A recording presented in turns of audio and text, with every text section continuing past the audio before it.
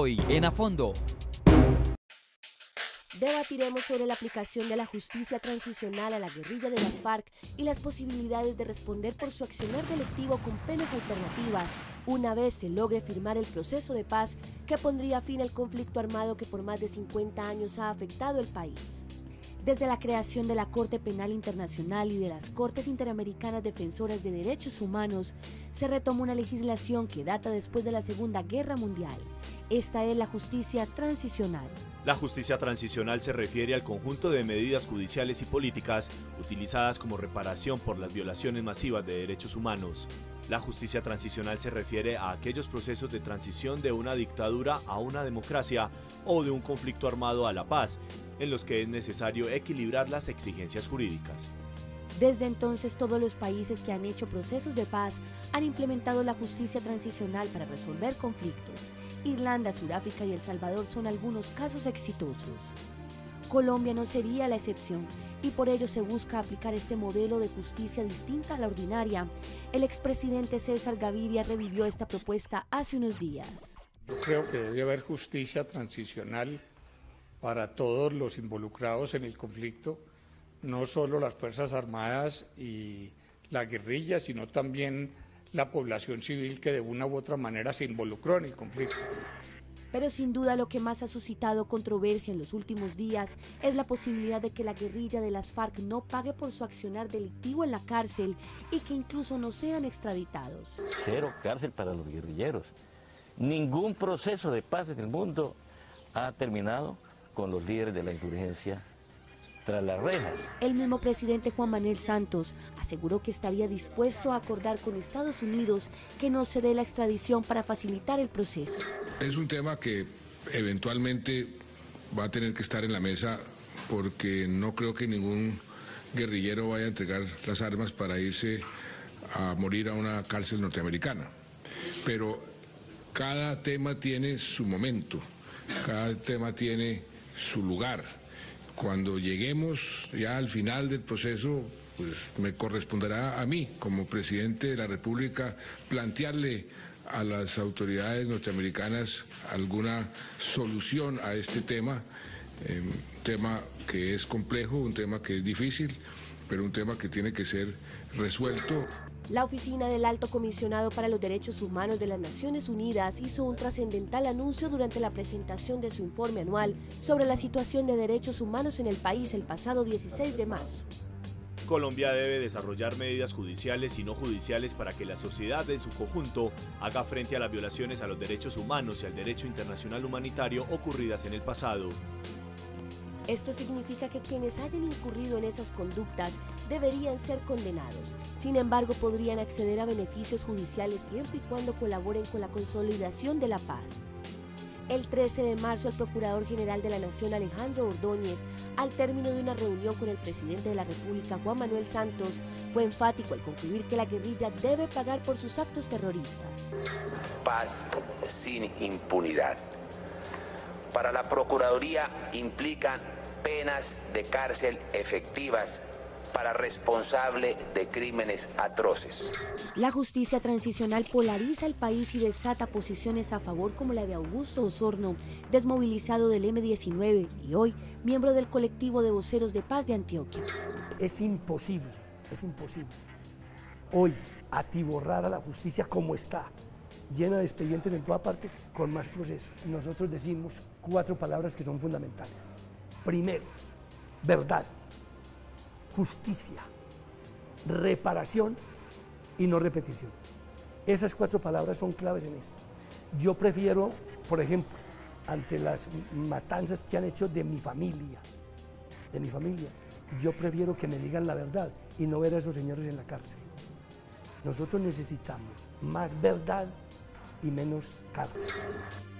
Por su parte, el jurista y expresidente de la Corte Suprema de Justicia, Jaime Arrubla, difiere de estas posiciones y asegura que no será fácil y que las FARC deben responder por su accionar terrorista. Yo creo que justicia sí se tiene que aplicar.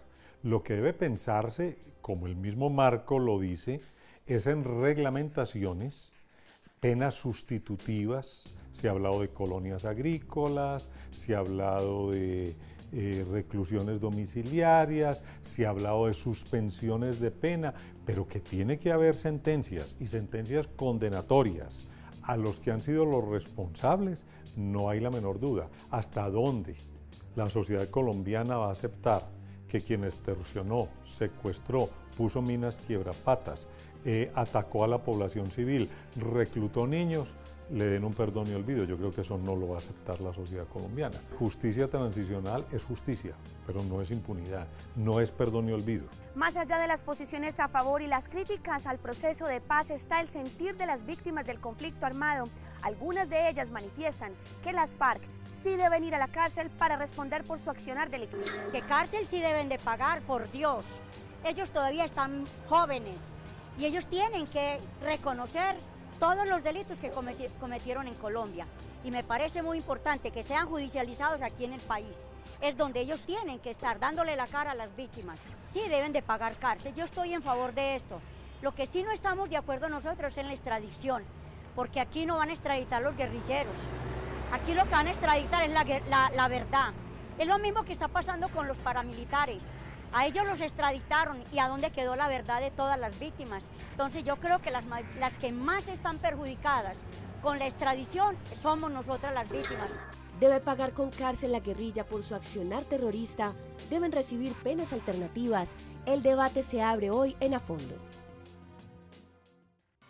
Buenas noches, gracias por estar conectados con Teleantioquia y con A Fondo. La justicia transicional es el término clave para entender el proceso de paz en Colombia. Mientras las FARC han asegurado que no pagarán un día de cárcel, hay quienes consideran que los guerrilleros deberían tener penas alternativas por los delitos y crímenes atroces cometidos durante su militancia. Por eso queremos que opinen en @Teleantioquia @ A Fondo. Y para hablar de este tema, hoy en A Fondo nos acompaña Jaime Fajardo Landaeta, ex asesor de paz de Antioquia. Jaime, buenas noches y gracias por estar en A Fondo. Gracias, Jorge, y un saludo a todos los televidentes. Andrés Felipe Llano, abogado y docente de la UPB. Andrés Felipe, buenas noches, gracias por estar en A Fondo. Muy buenas noches, un cordial saludo al invitado y un cordial saludo a toda la audiencia. Bueno, Jaime, ¿por qué es conveniente aplicar el modelo de justicia transicional en el país? ¿Por qué es necesario para, digamos, finiquitar todo el proceso de paz? Bueno, es una alternativa que tiene el derecho internacional humanitario, que ha sido aplicado ya en muchos países para culminar el conflicto. Colombia lleva un conflicto muy prolongado, hay cosas incluso que en términos de la justicia no han sido aclarados plenamente, como es el caso de la Ley 975 del 2005, que le dio este modelo a los paramilitares. Eso quedó casi que a la mitad de camino.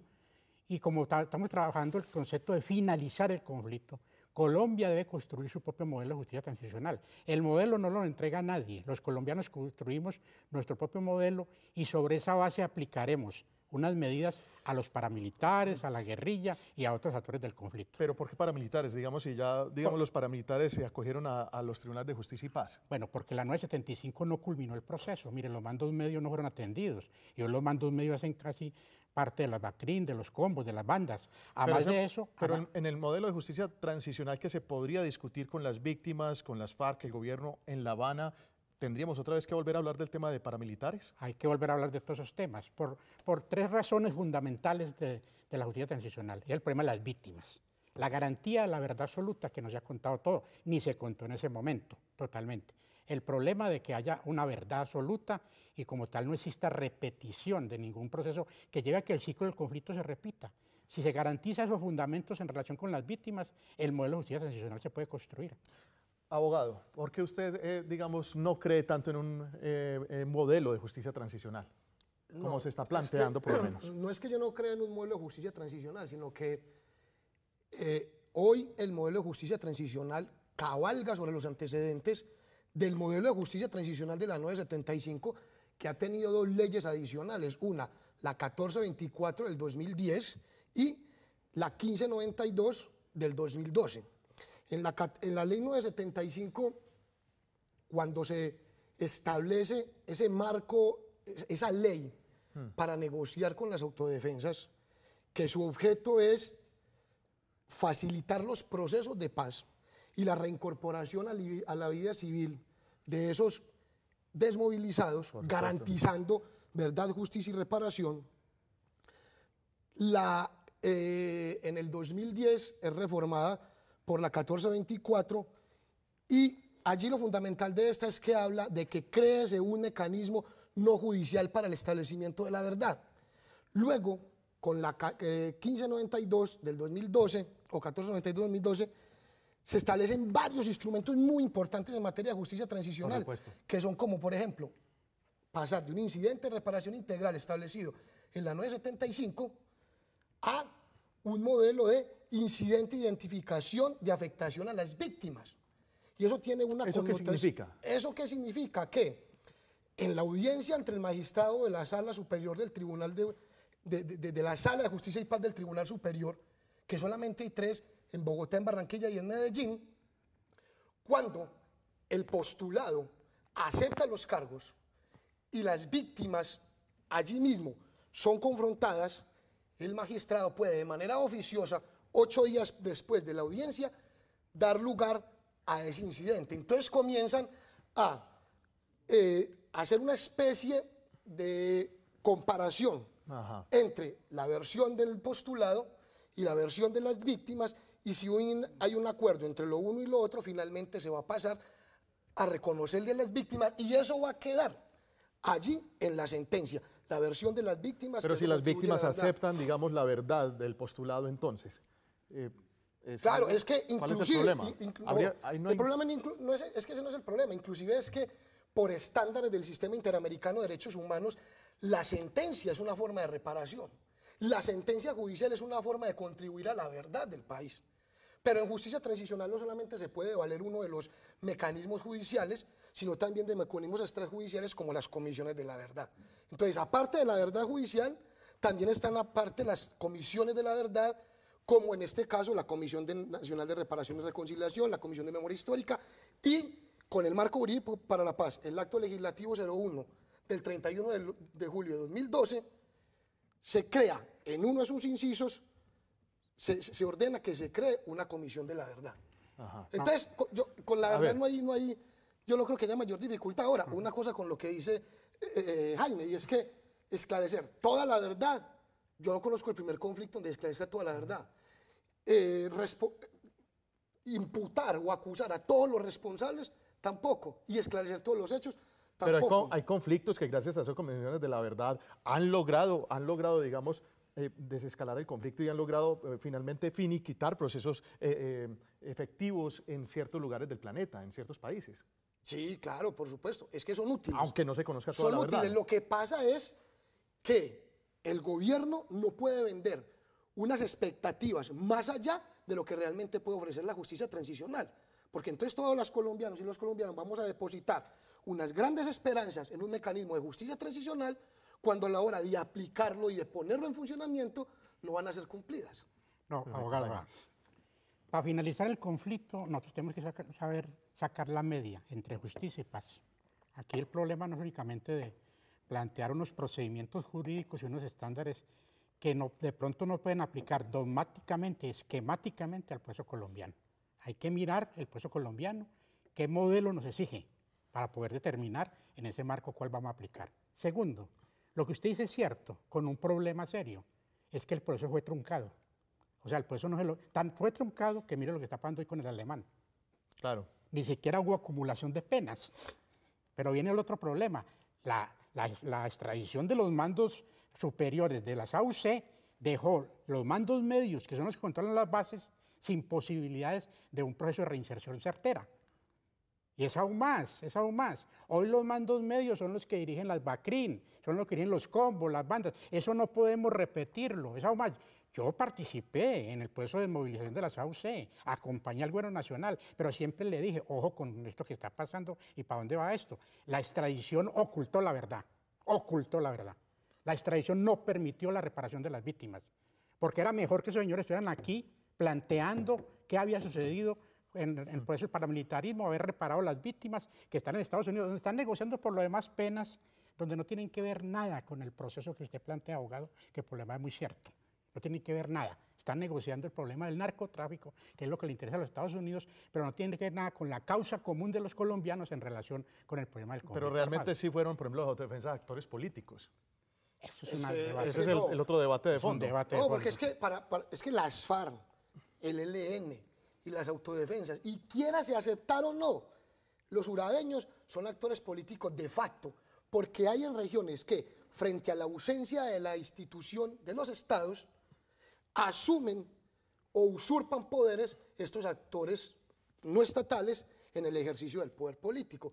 ¿Cómo vamos a negar hoy en día, hombre, que hay zonas del país donde las FARC ejercen de facto el poder político? O los helenos, o las BACRIN. Es que en Medellín, en los barrios, así se quiera negar sistemáticamente o no, hay funcionarios que para ejercer sus funciones en ciertas comunas tienen que pedirle permiso a las bandas. Eso no me lo invento yo, eso es una realidad de apuño. Ahora, yo estoy de acuerdo con algo, y es que si bien el proceso de justicia y paz no es perfecto, sí sentó unas bases muy sólidas desde el punto de vista de la estructura institucional, que es importante en términos del artículo 2 de la Convención Interamericana de Derechos Humanos, en el sentido de que los estados deben adoptar disposiciones de jurisdicción interna acordes con el derecho internacional de los derechos humanos. Entonces, la ley 975, por ejemplo, crea las salas de justicia y paz de los tribunales superiores, crea la Fiscalía Nacional para Justicia y la Paz, crea las Procuradurías para la Justicia y la Paz, crea unos defensores para la justicia y la paz y la participación de organizaciones para esos procesos. Posteriormente se crea la Comisión Nacional de Reparación y Reconciliación, entre otros mecanismos. O sea, si bien justicia y paz no es una panacea, no ha solucionado los problemas, ha dejado muchísimas dificultades, hoy lo que se va a hacer con las FARC y con los demás grupos que se puedan incorporar ahí en ese proceso, en el marco de los instrumentos judiciales del acto legislativo 01 del 2012, tiene unos estándares muy altos en materia de deber de garantía del Estado frente a violaciones de derechos humanos e infracciones graves al DIH y satisfacción de los derechos de las víctimas. No, permítame, yo aclaro unas cosas porque sí es bueno que en esto, abogado, le informemos bien a la gente. El derecho a la rebelión es un derecho legítimo, consagrado en el derecho internacional humanitario y en todos los códigos que en el campo nos rigen. La rebelión como tal solamente se le puede acusar, se le puede, digamos, asignar a las guerrillas que levantan contra el Estado, que plantaron un proyecto político distinto, que consideran que no están representados allí. No es solamente el control territorial. El control territorial es un aspecto, pero también hay otros elementos que conforman el problema de mando, de estructura, de programa político que lo define el derecho internacional para generar la rebelión. Las autodefensas, que por lo demás yo estoy de acuerdo, deben participar en el posconflicto, los grupos de las BACRIN, los combos, bandas, todo eso. Pero esos participan en el posconflicto dentro de una política de sometimiento a la justicia, no dentro de una política de rebelión política, porque nos equivocamos. Ahí sí daríamos nosotros prenda a que la Corte Penal Internacional intervenga. Usted sabe que la Corte Penal es subsidiaria de la forma en que nosotros apliquemos la justicia. Entonces, en ese sentido, lo que hay que diferenciar muy bien es el modelo de justicia transicional. Yo digo, el modelo de justicia transicional tiene que plantear nuevas reglas de sometimiento a la justicia. ¿Para qué? Para que los actores armados guerrilleros que dejen un espacio no sean copados por otros. Y además, para que esos actores, como son las BACRIN, las autodefensas o los grupos al servicio del narcotráfico, puedan acceder al posconflicto. Pero eso lo estaríamos discutiendo, incluiríamos toda esa gama de grupos, a todas esas personas, las incluiríamos dentro de este proceso también. O sea, ese modelo de justicia transicional. Claro, dentro de este nuevo modelo, porque la 975, abogado, con todo lo que usted dice que es cierto, no cumplió todos los objetivos. Pero no temen ustedes que incluir toda esta cantidad de personas, como inclusive lo propuso en estos días el expresidente Gaviria, cree un problema, digamos, para todo el modelo que se cree. Es decir, si nos hemos quedado cortos con paramilitares y hoy la justicia en Colombia tiene graves problemas para determinar los responsables de ciertos delitos, ¿no creen que podría pasar lo mismo? ¿Se metería Colombia en un galimatías al incluir tantas personas nuevamente al final del proceso dentro de un modelo de justicia transicional?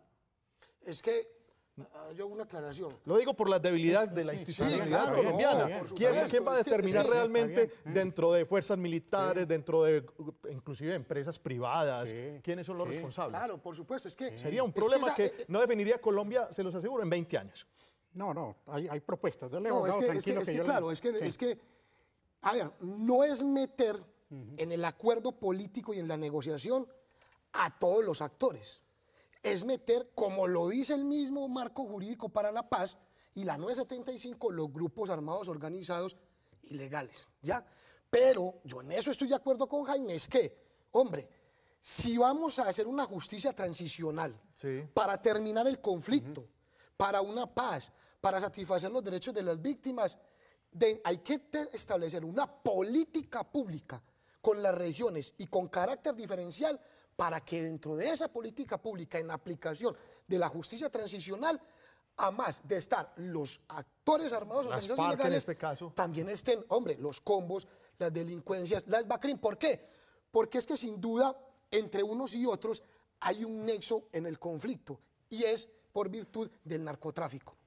Pero miren lo que dice Gaviria, tal decisión solamente de meter a las FARC, digamos, deja por fuera a miles de miembros de la sociedad civil, empresarios, políticos, miembros de la rama judicial que de una u otra manera también han sido protagonistas del conflicto. Pero incluir eso, digamos, ¿quién lograría juzgar a toda esa cantidad de personas?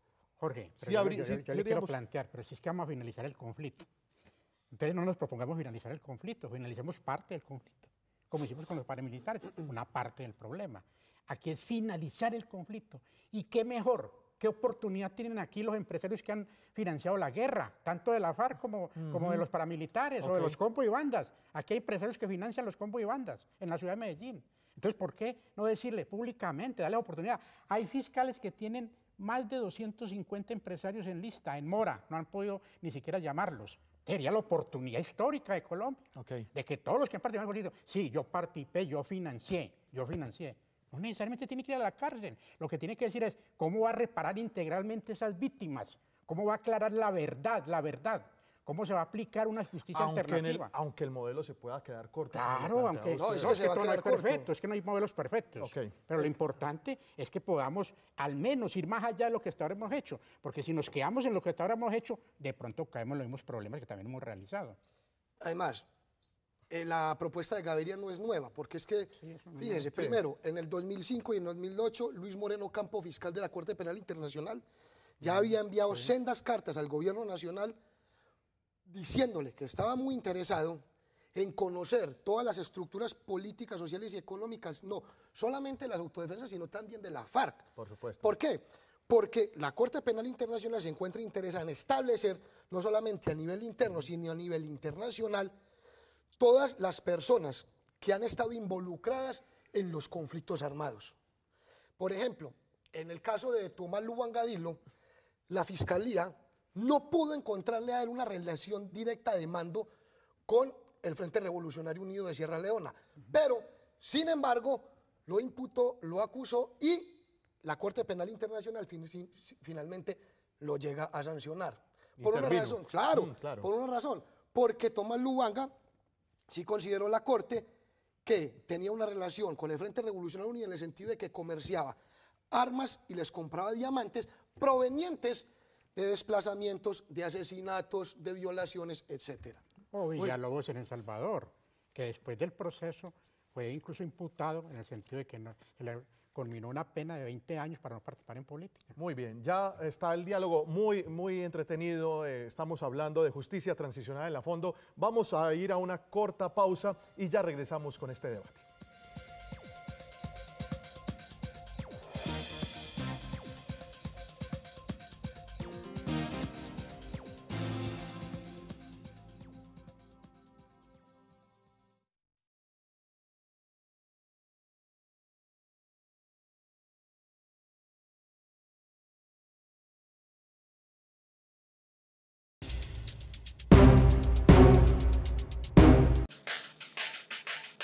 El viaje de 5 altos oficiales de la Policía y el Ejército Nacional a La Habana, Cuba, para encontrarse frente a frente con delegados de la guerrilla de las FARC, desató polémica el pasado 4 de marzo. Para algunos expertos, este fue un gran paso para así lograr el cese bilateral al fuego. Incluso habría propiciado este anuncio del presidente Santos. He decidido dar la orden al ministro de Defensa y a los comandantes de las fuerzas de cesar los bombardeos sobre los campamentos de las FARC durante un mes. Al cabo de ese tiempo, haremos una nueva revisión del cumplimiento del cese unilateral por parte de las FARC y, de acuerdo con sus resultados, decidiremos si continuamos con esa medida. A mí me parece muy fructífero, ¿sí? O sea, están sentados de alguna manera los dos ejércitos, el ejército regular y el ejército irregular de Colombia, o sea, las FARC y el ejército, que son de una u otra manera los dos grupos enfrentados, por así decirlo, el ejército que nos representa, ¿sí?, a la sociedad colombiana, y las FARC, pues, que son un grupo insurgente, un ejército irregular, y yo creo que ahí debe haber entendimiento, o sea, ya no están en medio de los fusiles, sino en medio de la política. La política, como decían los griegos, esa acción que permite el entendimiento entre los ciudadanos. Entonces, allí deben de salir cosas, de más que se van a decir cosas y de más que se van a proponer cosas. Son, de alguna manera, los que conocen de cerca el conflicto y la guerra por la cual ha pasado Colombia. Entonces, yo creo que es una jugada bastante importante la que hace el presidente Santos enviando esta comisión de militares, porque son ellos, de alguna manera, los que están involucrados, y para mirar que no se está negociando nada a las espaldas del ejército. Entonces, ellos están liderando el propio proceso para poder llegar, digamos, a una tregua, ¿sí?, bilateral, donde los dos van a ceder y donde por fin vamos a llegar a unos puntos que van a ver evidenciándose la paz posiblemente. Una opinión similar tiene Iván Marulanda del programa Preparémonos para la Paz de la Gobernación de Antioquia. No recuerdo un evento más importante y más trascendental que ese. Los enemigos en el campo de batalla, sentados en una mesa, dialogando para construir la paz de este país. Yo quiero subrayar el profesionalismo y el patriotismo de esos militares, de esos generales y de ese almirante que representan al Estado colombiano en esa mesa de diálogo con los comandantes guerrilleros. Y también reconocer el mérito que tiene por parte de los comandantes guerrilleros estar sentados ahí, construyendo la paz de Colombia. Por su parte, el abogado y docente Andrés Úsuga cuestionó el viaje y ratificó su oposición al manejo que el gobierno le está dando al proceso de paz.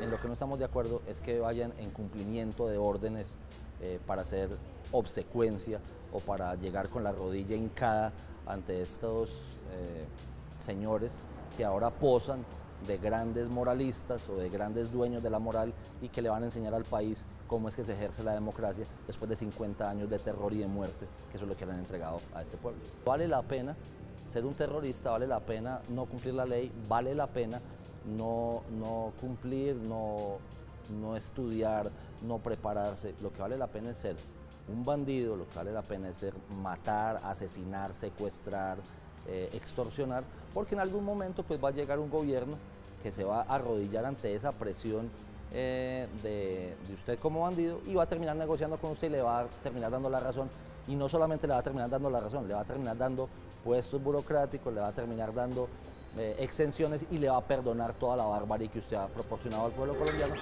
De otro lado, Gustavo Duncan, miembro de la Comisión Histórica del Conflicto y sus víctimas, asegura que para alcanzar la paz en Colombia debe haber acuerdos y compromisos por parte y parte, y que la guerrilla, sin duda, deberá ceder en varios aspectos que tocan fibras en la sociedad. La guerrilla no es particularmente popular y que hay muchas víctimas que todavía no se sienten que la guerrilla las haya reconocido o que al menos en el lenguaje no las haya tratado de una aproximación reconciliadora, es decir, reconociendo la victimización que hicieron. Si bien las FARC no quieren cárcel, también deberían poner de su parte en tema de reconocimiento a las víctimas, de manejar otro lenguaje simbólico en cuanto a la victimización que hicieron a gran parte de la población.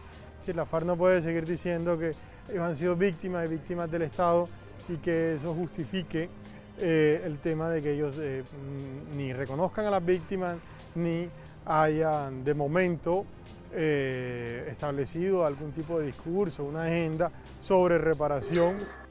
Es así como los recientes hechos del proceso de paz y sus posiciones a favor y en contra continúan este debate hoy en A Fondo.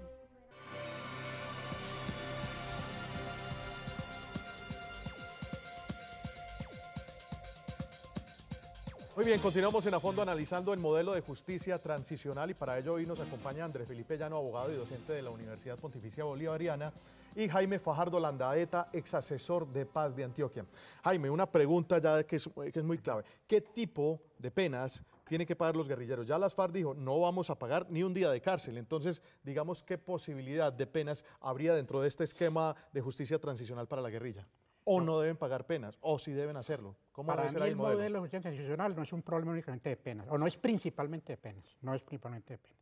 El problema fundamental es que vamos a hacer con unos 6 millones de víctimas que hasta ahora no han tenido la posibilidad de saber qué pasó en el conflicto. Pero debe haber penas, digamos, para... Puede haber penas alternativas, pero no necesariamente cárcel. ¿Quién dijo que la cárcel es la única posibilidad que hay en relación con la justicia transicional? Pueden haber penas alternativas que pueden impedir una participación por unos años en política, que puede llevar a procesos de resocialización o puede llevar incluso hasta que no determine el desminado no poder participar en acciones políticas.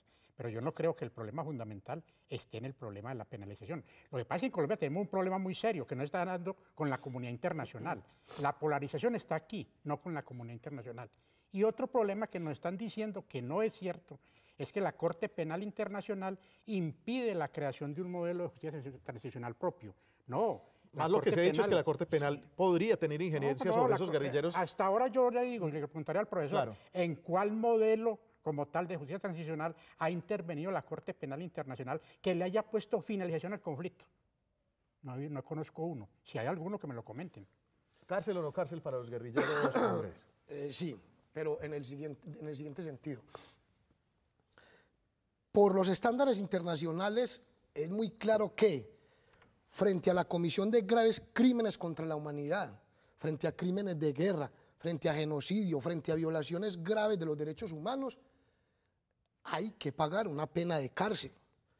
Pero, como no, todos los actores o miembros de los grupos armados organizados ilegales tienen el mismo mando, la misma responsabilidad, ni cumplían las mismas funciones, entonces yo no le puedo, por ejemplo, imputar a Iván Márquez 8 años de cárcel y a un guerrillero raso 8 años de cárcel. Pues es que eso no tiene sentido. Entonces, ¿qué pasa? Y eso ya está establecido, porque inclusive con la directiva 001 del octubre del 2012 y con la 1811 de la misma calenda, la Fiscalía General estableció los criterios de priorización de casos.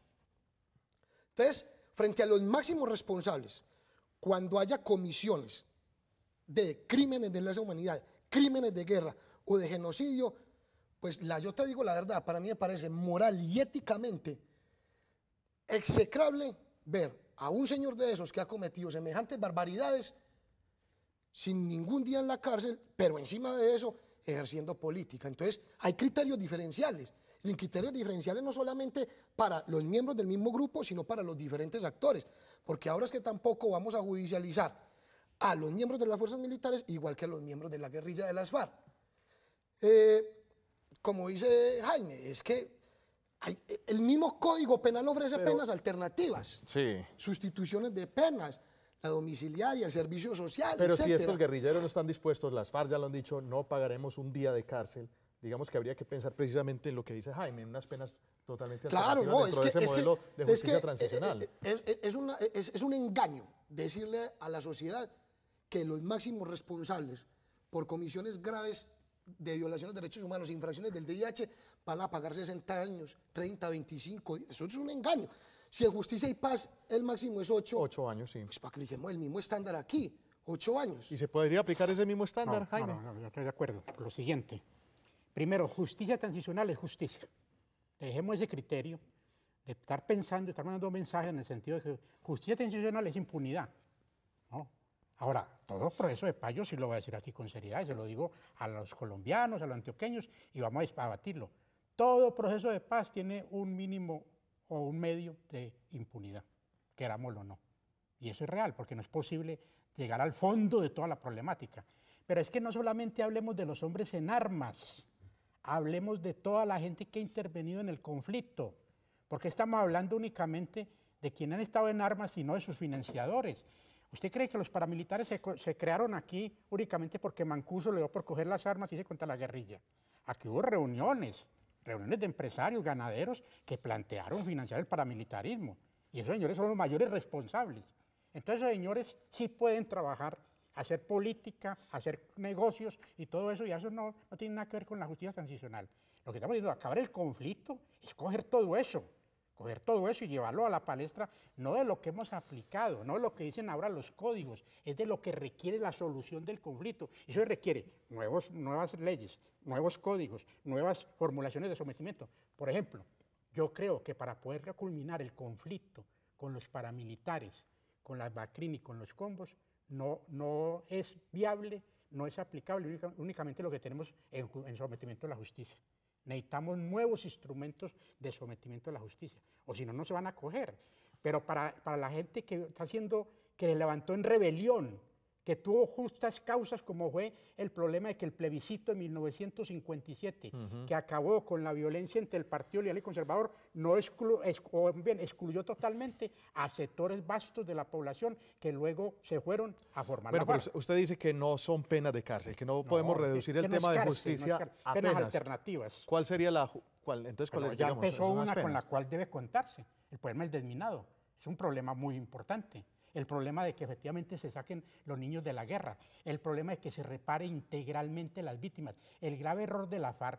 Y aquí quiero también dejar claro, plantear no penas de cárcel no quiere decir apoyar la FARC. Yo no estoy de acuerdo con el proyecto de la FARC, no estoy de acuerdo con el proyecto revolucionario de la FARC, me opongo a ese proyecto, pero lo admito en política, sin armas. Lo que sí quiero dejar claro es que efectivamente ellos tienen que participar en política, es el mejor escenario, sin armas, de tú a tú como todos los movimientos, y para ello pueden pagar penas alternativas, que incluso también tiene que mirarse si hay otros procesos de resocialización que mire la comunidad internacional. Pero este tema, ante delitos atroces, ante genocidios, ante masacres, ante otras barbaridades que se han cometido dentro del conflicto colombiano, no puede estimular, digamos, la impunidad, que se aplique, digamos, un modelo en el cual la guerrilla, en este caso, no pague ni un día de cárcel y tenga otro tipo de penas alternativas. Es que, hombre, vea, las Fuerzas Armadas Revolucionarias Comunistas se alzaron en armas y aquí nos han echado el cuento de que la justa causa de la rebelión, yo con eso no estoy de acuerdo. Es que simplemente las FARC es la historia de Manuel Marulanda Vélez. Y simplemente la FARC lo que ha querido es la toma del poder. Y eso está en sus conferencias, y en sus plenos, y en sus plenos ampliados. Teniendo como plan estratégico la 7ª conferencia del 82, el plenum del 83 y el plenum ampliado del 89. Eso está ahí, que eso está en los documentos internos de las FARC. A ellos no les interesa la paz. ¿Cuál paz? A las FARC lo que les interesa es tomarse el poder, hacer política. Y entonces quieren hacer política a costillas de ¿qué? Consideran un derecho fundamental el alzarse en armas, el de la rebelión, asesinando campesinos, secuestrando, extorsionando, cometiendo cualquier cantidad de crímenes internacionales y violaciones sistemáticas a los derechos humanos. Yo eso no lo comparto, yo con eso no estoy de acuerdo. Y mucha gente en la calle, cuando vos hablas con ellos, tampoco lo comparte. Claro. Es decir, al colombiano de a pie no le cabe en la cabeza que esos bárbaros que están en La Habana, que inclusive son las dos oligarquías, es la oligarquía bogotana y es la oligarquía comunista, las que están negociando esto. Pero digamos, Andrés, si estos acuerdos logran materializarse y el país opta por un modelo de justicia transicional, ¿usted estaría de acuerdo con aplicar ese modelo de justicia transicional? Es que no es que esté de acuerdo, es que hay que hacerlo, no hay otra forma. Es decir, desde el punto de vista de un enfoque jurídico de la justicia transicional y desde un enfoque político y social y económico, la capacidad institucional del Estado no da ¿para qué? Para someter a las FARC judicialmente. ¿Cuántos procesos ha habido recientemente en la historia colombiana? ¿Cuántos procesos de paz? No, imagínate, en el 90 hubo M19, EPL, PRT, Quintín Lame, luego hubo la corriente de Renovación Socialista, las milicias populares y ha habido otros procesos de negociación. ¿Y todos esos procesos de negociación han incluido justicia transicional? Claro, es que todos... Pero lo que pasa es que hay una cosa... No, pero Jorge, sí. Hay una cosa que hay que aclarar. No es lo mismo aplicar modelo de justicia en el 90 a hoy. ¿Por qué? Porque Colombia ha adquirido unos compromisos internacionales. Antes no existía la Corte Penal Internacional. Antes no existían unos tratados a los cuales ha suscrito Colombia. Entonces la gente cuando va a la historia se olvida de que la historia evoluciona, que no es lo mismo el derecho en el 90 ni creo el derecho general a hoy. Voy a lo siguiente, y es que de pronto el país empieza a repetirse. Y más adelante, como tal vez no podamos garantizar la institucionalidad en ciertos territorios, los guerrilleros, por poner un ejemplo, lo que pasó con los paramilitares, se convierten, digamos, en grupos armados o en bandas armadas, en bandas criminales, y nuevamente el país no sé, en 10 años, estará pensando en otro modelo de justicia transicional para aplicárselo a eso. ¿Cómo garantizar eso? Es que ese es, digamos, el problema, porque miren todos estos procesos, todo lo que ha sucedido en el país, y entonces cada vez que el gobierno, digamos, el Estado no es capaz de cooptar los territorios, de tener el monopolio de las armas, lo que apela es precisamente a modelos de justicia transicional para tratar de solucionar un problema que no es capaz de garantizarlo por la institucionalidad y no es capaz de garantizarlo la justicia del país. Bueno, primero hay que aclarar un hecho. Lo digo porque esos empresarios que financiaron grupos armados deberían estar ya en la justicia ordinaria. Dando la cara. Ya la justicia ordinaria debería estar detrás de esos empresarios y no llegar, no llegar a este punto. Claro. Yo digo no llegar a este punto de pensar e incluir a una serie de actores dentro del modelo de justicia transicional. Por eso, entonces yo lo que digo es, como tenemos tanta historia de cosas positivas y cosas negativas, démonos la pelea para crear un modelo de justicia transicional sin que haya tantos obstáculos, sin que haya tanta rigidez para construirlo, porque no lo construye la Corte Penal Internacional. Eso lo construimos los colombianos. Debemos de estar sentados, abogados, quienes pensamos distinto. Yo pienso muy distinto a usted. Yo creo que la insurgencia tuvo bases serias, objetivas, para hacer. Otra cosa es la degeneración que tuvo la guerrilla. Pero yo creo que más allá de esa discusión, si son terroristas, yo no la doy ahora. Me parece que el problema fundamental es que Colombia necesita un modelo. Sentémonos todos. Sentémonos uribistas, santistas, sentémonos todos los guerrilleros, hagamos un gran acuerdo nacional para el modelo de justicia transicional y démosle salida a esto. Pero así no la vamos a dar salida, planteándonos que unos tienen la razón y otros no, planteando que unos son culpables y otros no. Aquí somos culpables muchos del conflicto y somos también responsables de darle salida y sobre todo un elemento que yo vuelvo a insistir, Jorge, te le doy fuerza en esta mesa. Es el problema de las víctimas, porque podemos aplicarle muchas penas a mucha gente, podemos llevar gente a la cárcel, pero puede fracasar más el proceso porque las víctimas no se vean resarcidas, porque no haya reparación, porque no haya justicia, porque no haya verdad frente al conflicto. Si hay esos tres fundamentos que lo expresa el problema de la justicia transicional, yo creo que lo demás lo damos solución. El problema es que estamos polarizando la situación donde no debía estar polarizado. No, es que yo estoy de acuerdo con Jaime. Aquí todos tenemos diferencias cuando se trata de estos temas de justicia transicional, de la paz, del conflicto. Pero tiene que haber cárcel para unas personas. Inclusive, que la misma norma lo dice, no necesariamente en el esclarecimiento de la verdad de los combatientes y de sus estructuras sociopolíticas tienen que ir a la cárcel. Porque en esclarecimiento de la verdad se van a ventilar financiadores, apoyos políticos, apoyos logísticos, etcétera, toda esa estructura y toda esa red, que no impajaritablemente signifique que ese empresario, ese profesor, ese académico, ese industrial, ese ciudadano que está dentro de esas estructuras haya hecho parte de una infracción grave al VIH o una violación a los derechos humanos. Yo insisto, es que hay que tener cárcel para los máximos responsables de esos crímenes graves contra la humanidad. Hay que tenerla, unas penas mínimas, hay que tenerla, porque si bien justicia transicional no es sinónimo de impunidad, tampoco puede ser que cuando las víctimas vean al secretariado de las FARC sin ningún tipo de responsabilidad penal, cumpliendo una pena privativa de la libertad en un establecimiento carcelario, entonces también puede dar lugar pero digamos, a Andrés, si hay un acuerdo entre las víctimas y sus victimarios de llegar a una ley de punto final, de perdón y olvido, entonces digamos que ahí se validaría un poco el tema. Yo sí estoy de acuerdo con Jaime, es que el enfoque tiene que ser las víctimas, independientemente de las diferencias que hayan. El enfoque, el centro de la justicia tradicional es las víctimas.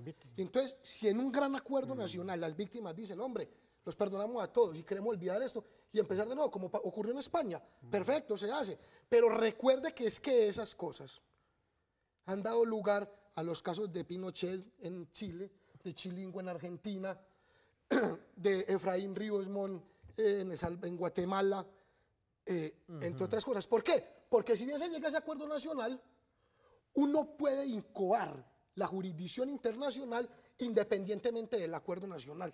Y cuando venga la jurisdicción internacional sea sistema interamericano, Corte Penal Internacional, va a revisar si se cumplieron en ese acuerdo los estándares internacionales. Tiene otra tesis. Yo tengo otra tesis diferente. Es que esta, si el poder soberano del pueblo, si el constituyente primario, que es la médula de cualquier formulación constitucional, y usted lo sabe, abogado, si el poder fundamental del pueblo, convocado para refrendar unos acuerdos que cojan los fundamentos del derecho internacional humanitario en esos acuerdos, la Corte Penal Internacional no interviene. No interviene. Ese cojo tenemos que quitárnoslo encima, porque la Corte Penal no puede estar por encima de las decisiones del constituyente primario. Por eso se va a poner a referéndum, a consulta el acuerdo. Bueno, pero estos casos que ponía el abogado, por ejemplo, el de Pinochet. No, pero si ya tenemos experiencia, ¿para qué no lo...? Pero digo, el gran acuerdo... La jurisdicción internacional no tiene ninguna injerencia. No, pero si nosotros tenemos experiencia ya de que eso sucedió, ¿por qué le vamos a tener miedo? Si lo que tenemos que evaluar es para crear los mecanismos para que no suceda. No, es decir, no lo hagamos porque de pronto sucede lo de Chile, no lo hagamos porque de pronto sucede lo que sucedió en todo el sur de América Latina, no. Hagámoslo para que no suceda eso y creemos los instrumentos y todos los, digamos, organismos materiales e inmateriales que nos permitan, digamos, blindar el proceso. Blindémoslo, para que eso no se dé. Quitemos la angustia a las posiciones totalitarias, que seguro también se esconde detrás de todo eso, para seguir denigrando el proceso y a última hora decir, tengo justificación para un golpe de Estado. Bueno, yo no sé por qué ya estamos en golpes de Estado, pero bueno, no, es que, a ver, yo quiero aclarar algo. Ni la Corte Penal Internacional es el diablo que impide el proceso, porque es que los estándares internacionales son criterios de interpretación para aplicar justicia transicional. Luego no son una limitante, son criterios de interpretación. Pero entonces, si se hace ese gran acuerdo nacional, ¿qué va a pasar en casos concretos de tortura, de violaciones, de reclutamientos, de genocidios, de desapariciones forzadas?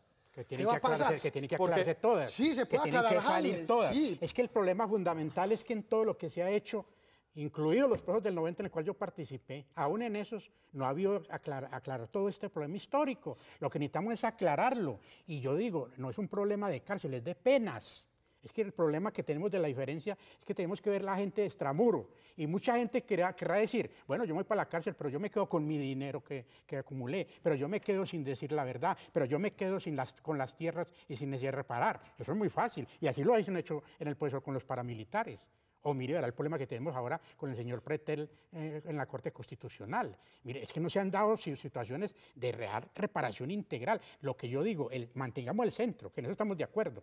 El centro es las víctimas y todo lo que ahí se deriva. El centro es la verdad para que no se repita el conflicto. Si a partir de eso logramos definir que los máximos dirigentes paguen unas penas alternativas, por ejemplo, que no participan en política y tienen que contribuir a desmantelar todos los elementos del conflicto, desplazamiento, vinculación de niños, minas antipersonas, eso vale más que cualquier pena por cárcel. Sí, pero es que la cárcel no solamente es cárcel, es que la cárcel también se complementa porque el postulado y potencial beneficiario de justicia transicional tiene la obligación de contribuir a satisfacer los derechos de las víctimas. Y es que yo insisto en un punto muy concreto, que también quiero aclararlo. Yo estoy hablando de infracciones graves al DIH y violaciones sistemáticas de derechos humanos. Y no son todo. Entonces, dentro de eso no cabrían todos los delitos. Por ejemplo, como en la 1592 del que reformó la 975. Hombre,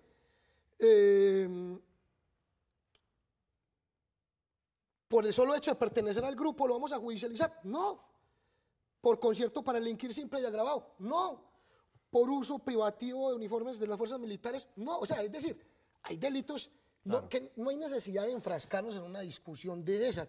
Pero frente a los graves crímenes, ahí hay que hacer algo. Ahora, listo, yo estoy de acuerdo con Jaime en esto, que no sea intramuros, como dice la doctora Marta Lucía Ramírez. Hombre, ¿por qué no cogemos a estos señores y los metemos en colonias agrícolas? Unas granjas. Unas granjas agrícolas, ¿sí? Pero es que la sociedad tiene que ver que el Estado ha puesto unas penas significativas, representativas, no solamente para las víctimas directas, sino para las víctimas indirectas, que es la sociedad en su conjunto, de decir, hombre, Este señor, 8 años después, 10, 15 años después, está participando en política y lo aceptamos. Yo no lo acepto, pero dirán las víctimas. Lo aceptamos y pagó su pena. Claro. Pero dar el salto, así como así, es muy complicado. Ahora, el gran problema es, digamos, el de la no repetición. ¿Cómo garantizar efectivamente que no suceda lo que ha pasado con otros procesos, o por lo menos el más reciente, el de los paramilitares, donde estos desmovilizados nuevamente conformaron grupos armados que ahora pues los llamamos bandas criminales Blasbacrim? ¿Cómo garantizar eso? Porque ese es el problema. Hay que desmontar todas las causas estructurales, objetivas y subjetivas, que dieron pie al alzamiento en armas y a la creación de estos tipos de organizaciones al servicio del narcotráfico. Hay que buscar, y en esto tiene que participar mucho la comunidad internacional y en particular Estados Unidos, a que no solamente sea un acuerdo con la FARC en la agenda sobre el problema del narcotráfico, sino que también los Estados Unidos, ¿qué va a hacer para que el problema del narcotráfico se desestimule en Colombia? No sea un factor de repetición del conflicto. Sí. Hay que buscar que el problema agrario se solucione. Por ese punto en la agenda es importante, porque vale decir, a pesar de que en la Constitución tenemos herramientas para solucionar el problema agrario, no ha habido voluntad política de la clase política de este país para solucionar el problema agrario. Y las reformas agrarias que se han hecho no han ido a la médula. Por eso es tan importante ese punto y materializar ese punto agrario. Y hay que trabajar porque los mecanismos de participación ciudadana se amplíen de tal forma que la gente dirima los conflictos, por graves que sean, los dirimas por la vía constitucional y legal. Por eso tan importante también la participación política. Y viene todo lo demás. Pero usted creería que no va a haber repetición, por lo menos. No, va a haber una desestimulación más al fondo, a tal fondo que los mecanismos democráticos se impongan. O sea, pero problemas vamos a tener, conflictos va a haber. Incluso incidencia de gente que no quiera desmovilizarse va a haber. Más o menos se cree que entre un 8 y 12% de los que se desmovilizan a nivel mundial vuelven a la guerra. Pero que si el 8 o 12% vuelva, no sea capaz de imponerse por encima de los mecanismos democráticos. Claro, lo mismo Andrés. ¿Usted cree que no habrá repetición? Es decir, ¿es posible lograr que no haya repetición de estas personas que se desmovilicen? Sí es posible, y ahí el énfasis no tiene que hacerse sobre la base de un enfoque normativo de justicia transicional en el tema penal, sino que es fundamental ahí sí los desmovilizados, es decir, que el Estado y la sociedad en su conjunto promuevan el escenario y las oportunidades para que esos excombatientes se reintegren social y económicamente a la vida civil, porque es que lo contrario, es decir, que nos vamos a ganar con una justicia transicional donde hayan penas y donde no hayan penas, identifique responsables, haya memoria histórica, haya verdad, pero cuando vos vas a mirar a los excombatientes han reincidido. Por último, el papel de las regiones aquí es clave. El papel de las regiones, y usted tuvo la experiencia con los paramilitares. Digamos, ¿cómo intervienen ahí las regiones? ¿Y cuál debe ser el papel que el gobierno central le debe delegar a los entes territoriales para el manejo de los desmovilizados que van a estar en sus territorios? Ese proceso ya debe haber comenzado. Estoy preocupado precisamente con eso, que no es un proceso solamente de sensibilización. Eso es parte del problema. Pero un problema es que lo que nos ha demostrado es que el peso de la reinserción, el peso de la desmovilización y la reintegración cae en las regiones, no cae en el poder central. Entonces me parece que lo que hay que hacer ya, en este momento, es ir pensando qué vamos a hacer en cada región para el proceso de reintegración, qué van a hacer los empresarios, qué van a hacer las comunidades. Porque aquí la reintegración de la FARC no es solamente la guerrilla, son comunidades y son zonas. Sí, claro, por supuesto, es que la paz se hace en las regiones y cada región tiene sus propias dinámicas de conflicto, muy a pesar de que haya un conflicto armado interno, no internacional en Colombia.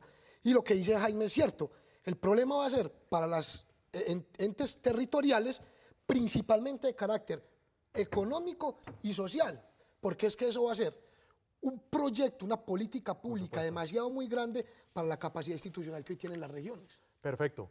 Jaime Fajardo Landaeta, ex asesor de paz, gracias por estar en A Fondo. Gracias, Jorge. Sin lugar a dudas seguiremos hablando. Andrés Felipe, docente universitario, abogado, gracias por estar también en este programa. Muchísimas gracias. Muy bien, a ustedes también les recomiendo seguir opinando en @Teleantioquia # A Fondo. Nos vemos dentro de muy poco con otro programa de interés, otro debate de interés aquí en A Fondo. Que tengan una feliz noche.